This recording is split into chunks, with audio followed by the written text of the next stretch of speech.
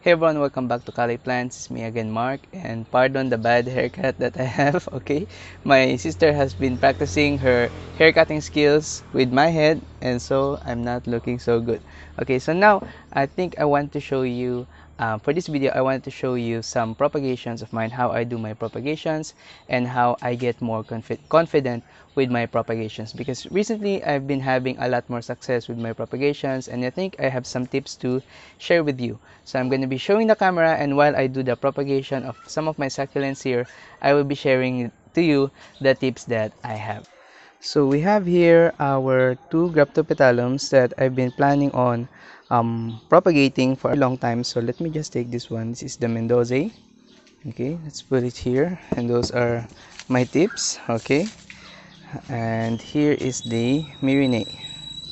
So let's just take it and put it here. So all my Graptopetalums have been here. Okay, so I think the first tip that I want to share with you, is to propagate after watering. So this is newly watered. This has just dried up, but this was newly watered, and now I'm actually leaning towards letting the potting mix dry out before I do the actual cutting, because if you cut the plant and the potting mix is still moist, then there's a chance that the cut ends will not dry out very quickly because it has a lot of moisture in it. So I'm actually leaning towards, after watering, let it dry out a little bit and then start propagating. Okay, so we also have our other Graptopetalums here. I'm gonna be doing a Graptopetalum propagation, oh no, repotting video soon. So we also have this very large purple delight. What I'm gonna do is I'm gonna take some leaf propagations out of this. So for the leaf propagation, because we'll be doing a cutting later on, you want to take a leaf from these tall plants from the bottom, those that have plumpness in them. If your leaf is kind of wilted, that means it might need watering, so you might want to water that first before you propagate it. So you want to pick healthy leaves for propagation. Now I'm just gonna move this sideways. Okay, so there's that. There's a leaf for propagation. Okay, so I have some other leaf props right here. Okay, you want to make sure that this one doesn't get moisture right away after cutting it out. Okay, so that's my second tip. Let the cut ends dry out before planting them. So now I'm gonna cut off some stems from here, and then yeah, we're gonna be propagating it. Okay, so let me just get my tripod. Okay, so I have my scissors here, and I just recently wiped it with alcohol. Make sure to keep your cutting equipment clean so that you won't get rot on your plants. Okay, so what I'm going to be doing, I'll be cutting off these hanging stems. So you can see here there's already a lot of roots on there, so we might as well just propagate that stem. Okay, so this is the thickest part of the stem. Okay, this is what I will be cutting, because I'm planning to repot this plant soon, and before I do that, I will be propagating some of the extending stems on the sides. It's been getting very hard to fit in with my other plants because it's getting long. So you can see here, there's a stem right there. I think I'll be cutting from the inside. Okay, just so we can carry some of the offsets it has. Okay, there. Okay, so really nice cutting. Okay, and here's the other cutting that I made. Okay, so it's dropping a lot of leaves. So just take this, and if you propagate, if you cut off these stems of your plants, you will actually encourage more stems to grow because you're cutting off their stems. There's that. Oops, it's dropping a lot of leaves. Okay, so there's that. Okay, so we have 3 marinates from the big one, and we have tons of leaves. Okay, so look at that. It's still looking clump. It's still looking lush. We didn't do any damage on that. Okay, for this one, I wanted to cut off this hanging stem because I will be repotting it, and I don't want this to hinder the repotting. So I will be cutting this one off. Okay, and just so you can see, there's the thick part of the stem. Okay, there you go. So there's that. We have that stem to propagate. Really nice.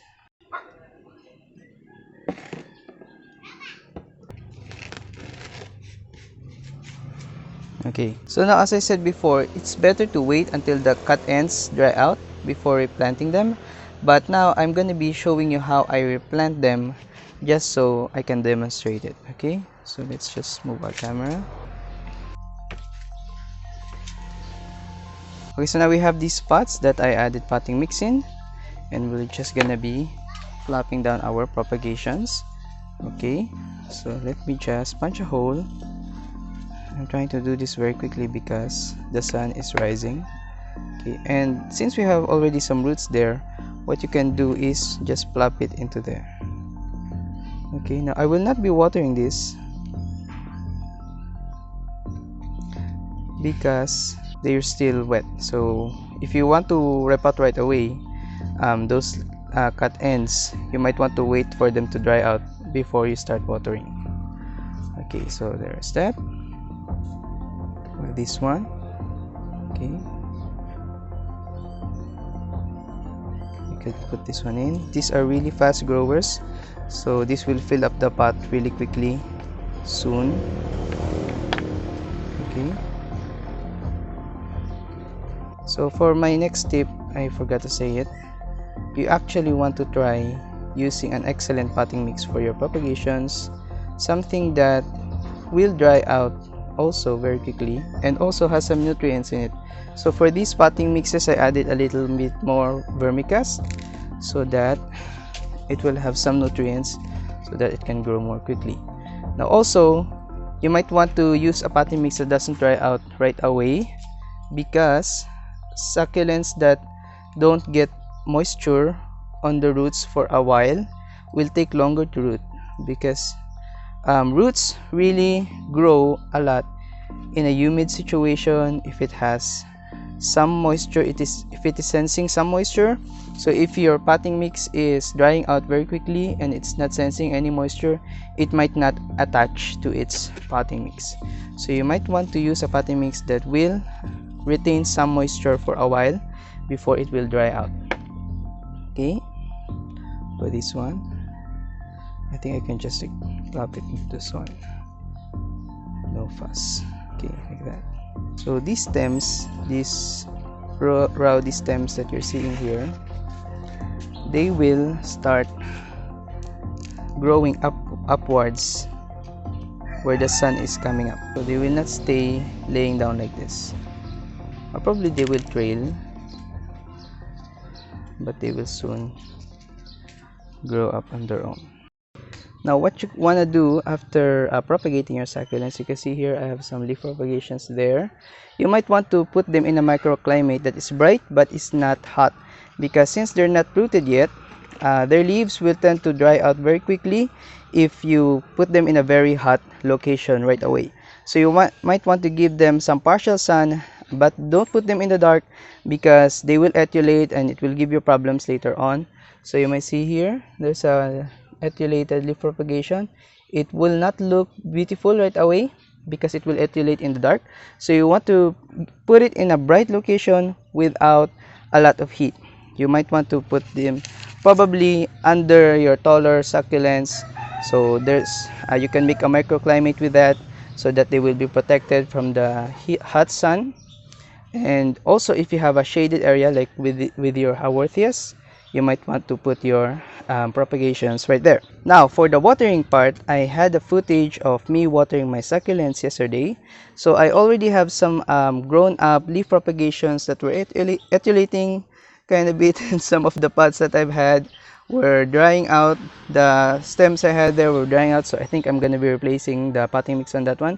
But you can see that for established propagations, I already start bottom watering them because they're already established, so that the roots will grow deeper into their potting mix, so that you will have more roots, more growth.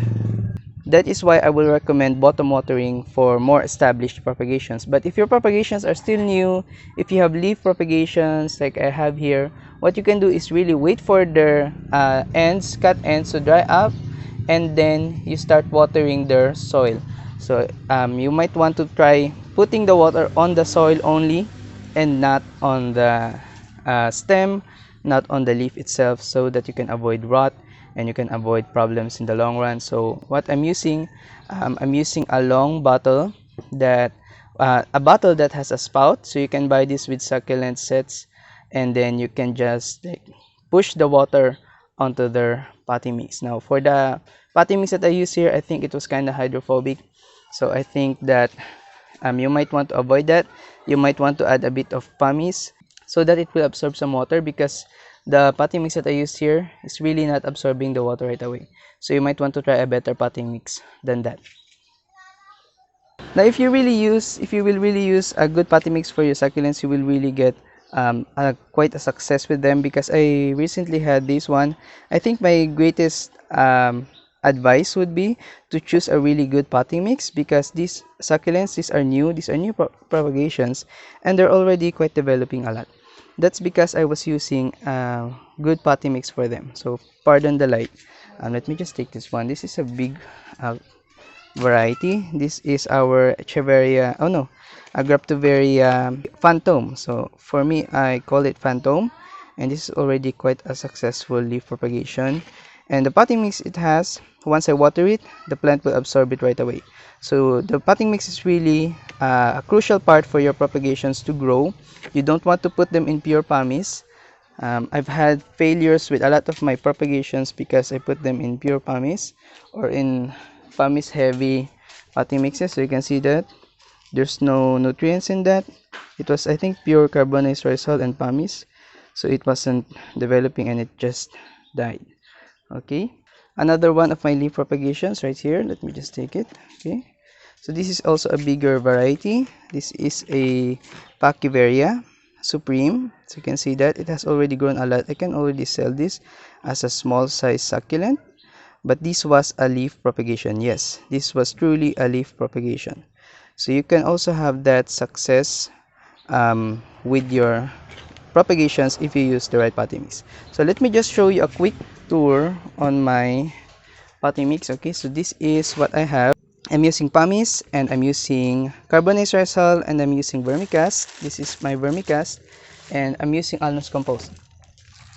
I'm using tons of alnus compost because it's a really good potting mix. It absorbs water if you bottom water it, and then it retains it, and then it also adds drainage because the compost it has is not a soil. It's kind of like twigs and stems that are composted and doesn't clump up, not like the carbonized rice hull, which clumps up really quickly. So that carbonized rice hull, pure carbonized rice hull, will clump up, and then it will become like a hard potting mix in the long term. So I will avoid using pure carbonized rice hull with my pumice. Okay, and also I'm adding vermicast so that you can get more nutrients on your soil, because succulents don't grow on sand. You might want to add nutrients into the soil. Some other growers in the Philippines use pure vermicast as their organic material mixed with pumice, so you can also try that if you have a lot of these. Okay, but for me, I'm using alnus compost. This really changed the way I grow my succulents, because alnus compost is really good. If you're living in other countries, you might want to try pine bark. So you might want to find a succulent potting mix that has a lot of pine bark. So that's really good for succulents. So I think that's about it for our quick propagation tips video. I really hope that you like the tips that I shared. The sun is already shining and it's already getting hot, so I wanted to make a quick video before that. Now if you want to see more tips on succulents, please make sure to hit the subscribe. I will be posting more videos soon, longer ones, okay, if that's what you want. So you can hit the subscribe, and also you can hit the like on our videos. And I think that's it for this video. I will see you on the next one. Bye bye.